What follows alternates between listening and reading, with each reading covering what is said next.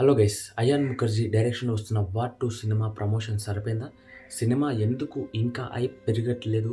ఎన్టీఆర్ ఉండడం వల్ల కాస్త హైప్ ఉన్నా కానీ అసలు ఏం జరుగుతుంది అనేది ఈరోజు ఈ వీడియోలో తెలుసుకుందాం. కింద లైక్ బటన్ తీసుకొని ఛానల్ సబ్స్క్రైబ్ చేసుకొని వీడియోలోకి ఎంటర్ అయిపోదాం. ఇక వార్ 2 హీరో వచ్చేసి రితిక్ రోషన్, విలన్ పాత్రలో ఎన్టీఆర్ గారు నటిస్తున్నారని చెప్పుకోవచ్చు. ఈ సినిమా ఎందుకు చూడాలి అనే క్లారిటీ అందరికీ ఉంది. అదేవిధంగా ఇది 1000 కోట్ల మార్క్ సినిమా కలెక్ట్ చేస్తుందనే క్లారిటీ ఉంది. అది కలెక్ట్ చేయాలంటే మనం ఆడియన్స్ థియేటర్కి వెళ్ళాలి. ఎందుకు ఆడియన్స్ థియేటర్కి వెళ్ళడానికి ఆ సినిమాకి చూపించట్లేదు?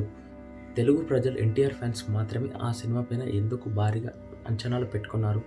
రితిక్ రోషన్ ఉన్నా కానీ ఎన్టీఆర్ కోసం సినిమాకి వెళ్తున్నట్టు నాకు అనిపిస్తుంది. ఎందుకంటే సినిమా చేస్తున్న ప్రమోషన్ నాకు అస్సలు సరిపోవట్లేదు.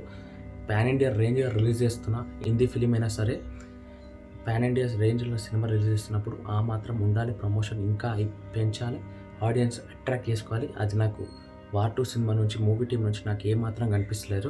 అసలు మీకు ఏమనిపిస్తుంది? వార్ 2 సినిమా గురించి రితిక్ రోషన్ గురించి వెళ్తున్నారా, ఎన్టీఆర్ గారి గురించి వెళ్తున్నారా అనేది ఒక్కసారి కామెంట్ చేయండి. సినిమాకి ఎందుకు వెళ్తున్నారు ఐడియా ఉంటుంది కదా, అది ఇటు ఒకసారి కామెంట్ చేయండి.